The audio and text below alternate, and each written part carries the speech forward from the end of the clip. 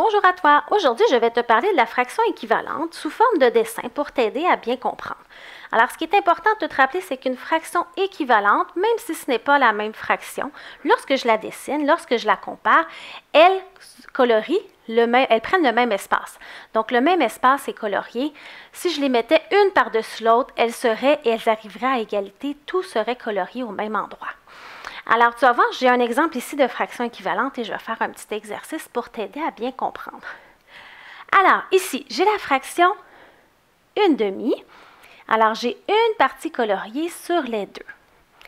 Ici, j'ai la fraction 2/4. Alors, j'ai deux parties coloriées sur les 4. Si je regarde bien là, les deux sont équivalentes. J'ai le même nombre de parties coloriées. J'ai la même grandeur de parties coloriées. Donc, pour l'instant, 1/2 et 2/4 sont des fractions équivalentes. J'ajoute 5/10. Donc, j'ai 5 parties coloriées sur les 10. Si j'observe bien, je vois bien que 1/2, 2/4 et 5/10 prennent le même espace, arrêtent au même endroit sur mes bandes. Donc, je sais que ces trois fractions sont trois fractions qui sont équivalentes.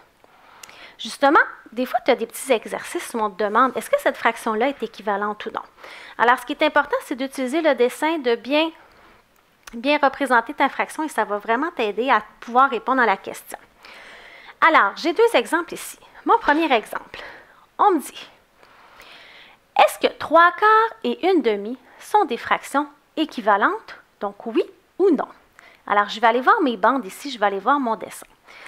Alors ici, 3/4, donc j'ai 3 parties coloriées sur les 4. Ça arrête ici mes parties coloriées. 1/2, alors j'ai une partie coloriée sur les deux, ça arrête ici. Donc si je les compare, je vois vraiment qu'elles ne sont pas équivalentes. Regarde bien ici, il manque une petite partie qui n'est pas coloriée. Alors ici, je vais devoir dire non, ce ne sont pas des fractions équivalentes.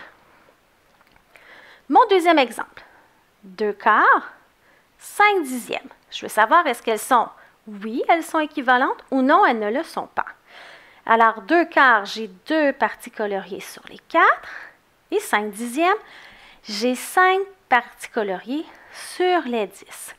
Si je les compare, je vois très bien qu'elles s'arrêtent au même endroit.